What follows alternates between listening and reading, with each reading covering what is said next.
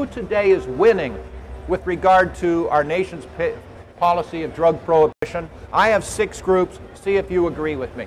The first group transparently that's coming out ahead are the big-time drug dealers. The Mexican drug cartels, the big-time sellers, they're making hundreds of millions of dollars a year, billions of dollars a year, tax-free, by the way, and they're laughing at us.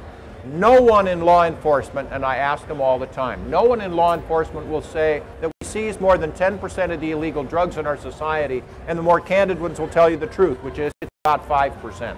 So for every ton of heroin that we are seizing, or cocaine, that is not a victory, that's simply a symptom of the depth of the problem, because for every ton we seize, we easily fail to seize somewhere between 10 and 15 tons. Now you're beginning to see the problem. Number 2 group of people that are winning are the juvenile gangs. We've already discussed that. Most juvenile gangs throughout our state and our country have their primary source of funding from what? The sale of illegal drugs. They're recruiting children into this lifestyle because of the money. Number 3 group of people that are winning are those in law enforcement. Their bureaucracies, their fiefdoms so-called, are getting stronger and stronger, better and better financed, more and more money and power. Now, let me not be misunderstood. I am not pointing the finger at law enforcement and saying you failed us. They're doing a far better job than we ever have a right to expect. It can be a dangerous job. They're getting more arrests, longer prison sentences, bigger seizures than ever before. Nevertheless, the problem continues to outstrip them. Blaming law enforcement for the failure of drug prohibition is kind of like blaming Elliot Ness for the failure of alcohol prohibition. It's not their fault, it's the system, but nevertheless they continue to get stronger and they're winning.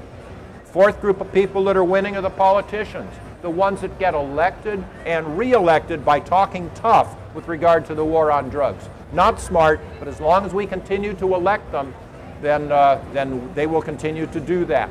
Gary Johnson, by the way, is running for president. He is supporting regulate marijuana like wine. He understands this. He's going to get my vote. Number 5 group of people that are winning are those groups that make money because of increased crime. Who makes money because of increased crime? Well, people that build prisons, extremely lucrative thing to do. People that staff prisons. How many of you are aware what the strongest political lobby group is today in the state of California? It is Prison Guards Union. Okay? That's pretty much true throughout the country. People that sell burglar alarm equipment, security services, things like that. All of these things, by the way, I have written a book. It's called A Voter's Handbook.